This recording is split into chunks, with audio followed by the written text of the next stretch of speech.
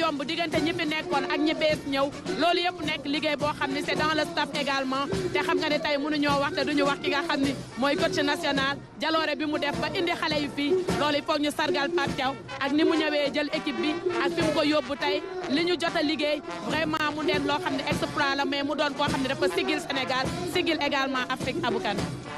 Effectivement, Fatoumata Savarin, Pape Thiaw mérite tous les honneurs. Pape Thiaw et ses protégés méritent effectivement tous les honneurs. Et Ibrahim Mboup l'a rappelé hier soir, c'est une équipe soudée. Donc il y a des gens qui n'ont pas joué la moindre minute donc, durant ce tournoi, mais ils sont restés donc soudés. Et c'est dans l'unité que le Sénégal a pu donc décrocher cette deuxième étoile. Et ce qui fait la fierté donc du peuple sénégalais qui est venu rendre donc à ces vaillants footballeurs l'honneur dû au rang de l'exploit donc qu'ils ont eu à faire à Rabat. Oui, c'est vrai que il y a beaucoup d'émotions. Hein. On a vu tout à l'heure les images dans les tribunes. Koumba Gawlo-Seck, par exemple, on lisait sur son visage beaucoup de sensations, d'émotions en voyant ces lions arriver vers le palais. Également des visages de parlementaires, hein, de l'opposition comme du pouvoir, hein, assis côte à côte pour vivre ces moments importants. Ça veut dire qu'aujourd'hui, c'est le Sénégal qui s'est mobilisé pour fêter ces lions. Et dafa naa ni lu am solo la gis ngeen leen ñoo nekk nii ci suba ba léegi ñu ngi ci kaw bus bi mais yëguñu ko sax daanaka.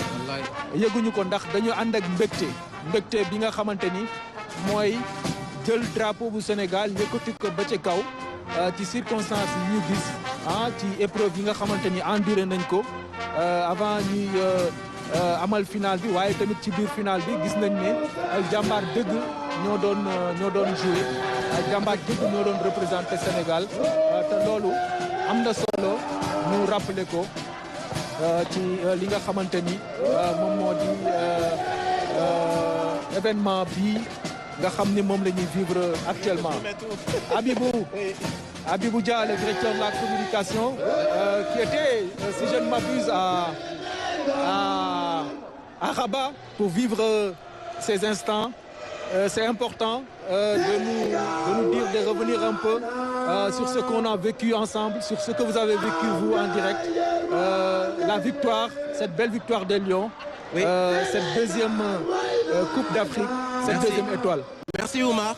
Ce que j'ai dit à la fin de la mission, c'était que en dehors du dispositif de sport, la fédération, les équipes, il y avait le second plus grand dispositif, c'était le dispositif d'information autour des Lions. On n'avait pas moins de 200 journalistes qui ont accompagné cette équipe nationale et la RTS s'est grandement distinguée à travers l'envoi pour la première fois de son histoire d'une équipe pluridisciplinaire qui a pu permettre aux Sénégalais et à la tanière de suivre les interactions avec le public à travers un plateau d'informations riches, marhaba. En plus de cela, nous avons envoyé une demi-dizaine de journalistes et techniciens de l'APS, sans compter ceux du Soleil et l'appui décisif du ministère pour l'association de la presse nationale. Tout ça pour vous dire qu'une équipe qui a des ambitions mondiales et internationales ne doit plus se déplacer et marcher seule. Elle doit avoir un dispositif qui l'accompagne et l'information pour nous est cruciale. Très bien, merci Abibou. Merci. On va entendre les chansons. Mesdames, Messieurs, c'est...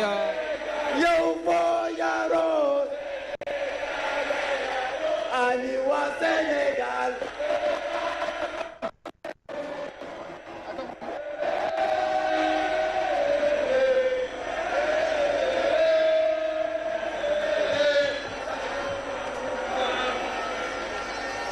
Sénégal, Waynala.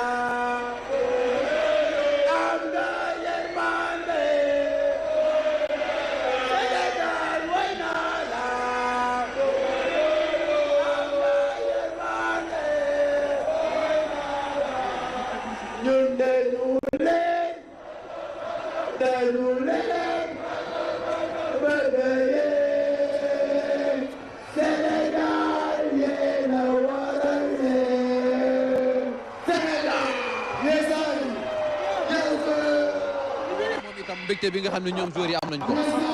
am na solo gis nga mesdames messieurs kooku Idrissa Gana Gueye moo doon way noonu ànd ci ak coéquipier yi mu nekk lu am solo loo xamante ni day wane ni rek Lions yi ñoom ñu ngi dund bu baax li nga xamante ni moom moo di victoire bi ñu am te am nañu mbégte aussi ñëw indi coupe bi fii ci Sénégal loolu rek lay wane ndax boo gisee joueur bi nga xam ne moo di Idrissa Gana Gueye téye micro bi di way gaa ñi di ko aw nekk na lu am solo am rek wallahi ambiance boo xam ni foo ko natt rek weesu na fa te lii nag Savana yow mii nga xam ni xam nga kii di Idrissa Gana Gueye xam nga ni ambianceur la fu mu nekk rek kenn du ñëpp o dëgg yàlla bu ñëwee def nii du bett kenn.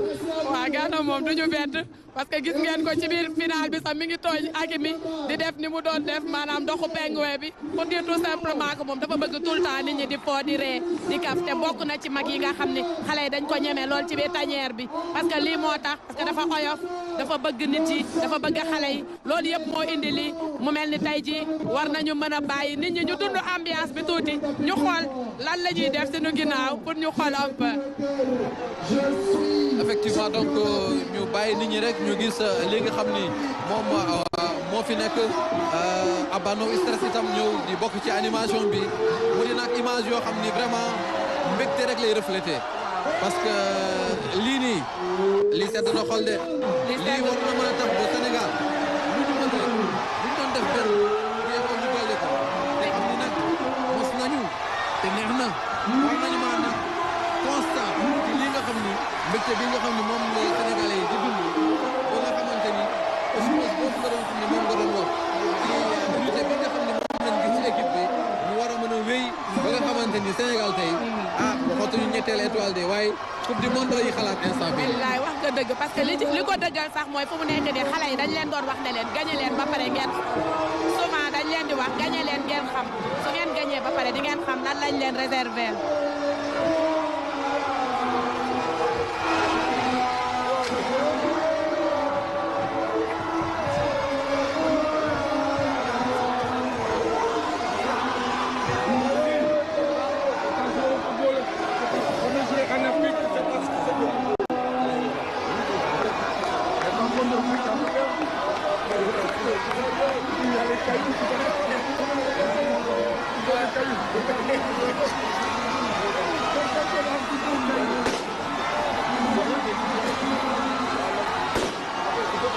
kon nag mbokk yi daa mel ni yéen yegg si nañ fi nga xamante ne moo di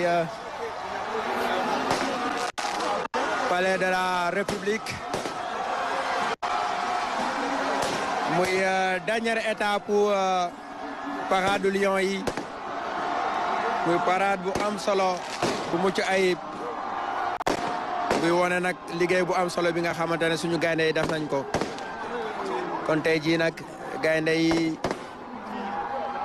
yegg si nañ fi nga xamante ne moo di palais de la République. ci coupe d'Afrique bii di ñëw jox leen aussi ci coupe du monde bii ñu jëm ay ñu dem mën ci dem ba jël coupe du monde pourquoi pas wala boog ñu sori ci lool. Monsieur le Premier ministre li nga ko waxee l'exploit l'union donc l'unité autour donc du coach Pape Thiaw qui a